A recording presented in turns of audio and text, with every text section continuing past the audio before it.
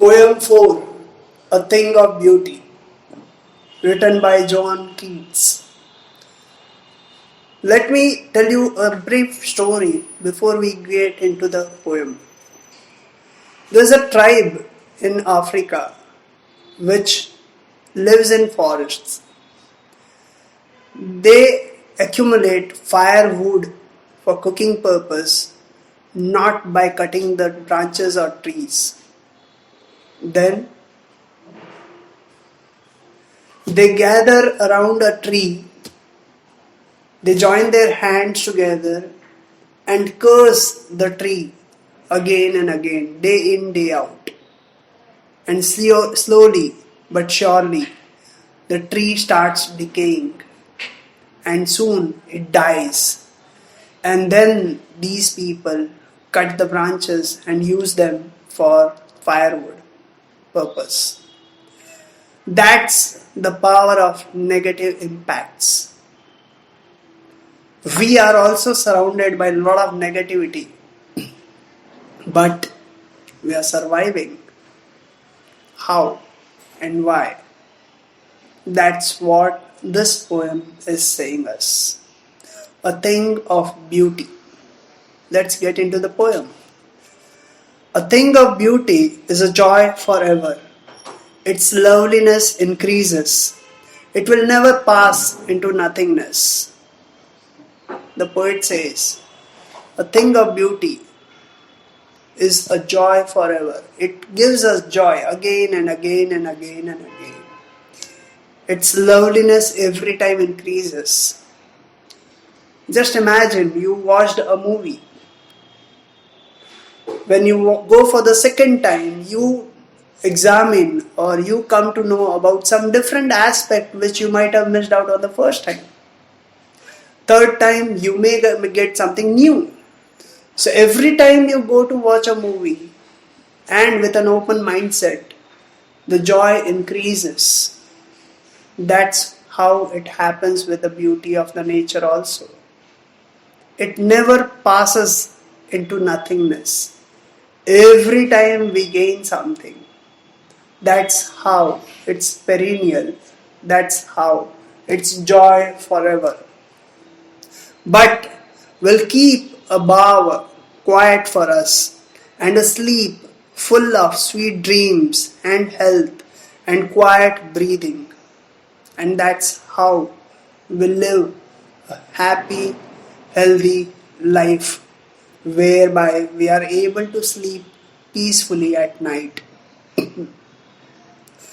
Therefore, on every morrow are we reading a flowery band to bind us to the earth. Every new day, we are getting connected with the nature in some or the other way. And that's how we experience the beauty of nature. And that's how we survive in this world. Now the poet mentions about the negativity that is there around us. What is it? Spite of despondence. So in spite of disappointments, there are disappointments galore. So many disappointments are there. So in spite of those things, of the inhuman dearth of noble natures, there are inhuman people. There's a dearth, there's a shortage of noble nature. People cheat each other. They go to any extent, even they murder people to gain something. That's how a mankind has reached.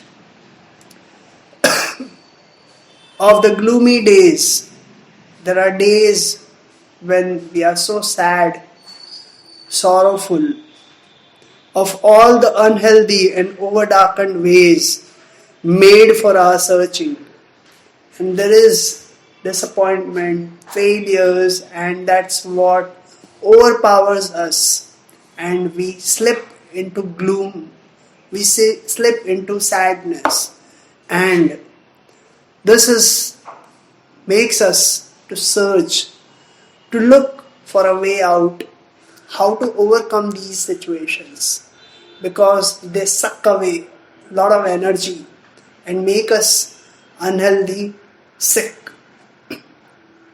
But yes, in spite of all, some shape of beauty moves away the pall. Some shape of beauty is there which removes all this negativity, which removes all this sadness, which removes all this sorrow from our dark spirits. And what are they? Such the sun. Remember, sunrise, sunset, we specially go to have those views. The moon, trees old and young, sprouting a shady boon for simple sheep. And such are daffodils with the green world they live in, and clear rills that for themselves a cooling covert make against the hot season, the mid-forest break. The nature in its full bloom, be it sun, be it the moon, or the trees of various shapes and sizes. The flora and fauna of the world gives us a lot of joy. We go on safaris just to enjoy this. We go on lap of nature, whether it's a hill station or a sea beach, or for that matter, any other beautiful place. Why? Because it gives us joy. It gives us happiness, it gives us tranquility, it gives us sereneness. And just imagine this hot summer and you are passing by a sweet flowing brook, a stream. It gives a lot of coolness within. Though the outside environment is hot, but this flowing water of the stream gives us a lot of cooling effect. That's how these natural things act on us in these despondent kind of situations, sorrowful situations, and negate those impacts. The poet goes one step ahead and says that there are forests which are sprinkling with fair musk rose blooms. So there is, as I said, flora and fauna, which gives a lot of joy, happiness. And then such too is the grandeur of the dooms we have imagined for the mighty dead. We have erected monuments, we have erected places, palaces in the memories of the people who have contributed this world. And those grand structures give us a lot of joy, give us a lot of happiness, give us a perspective to life. All the lovely tales that we have heard or read also give us a lot of joy. We hear about the kings of the past, we hear about the stories of the past, and they give us a lot of joy, they give us a lot of happiness.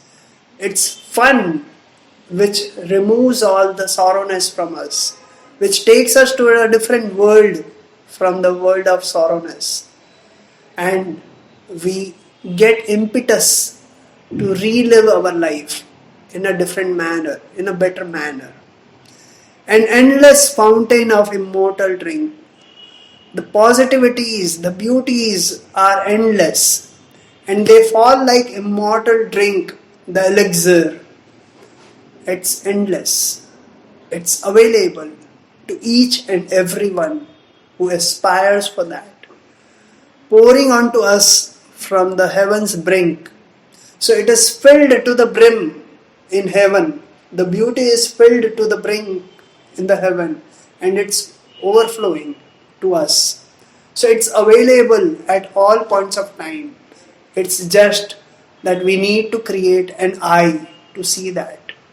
As they say, the beauty lies in the eyes of beholder. Thank you.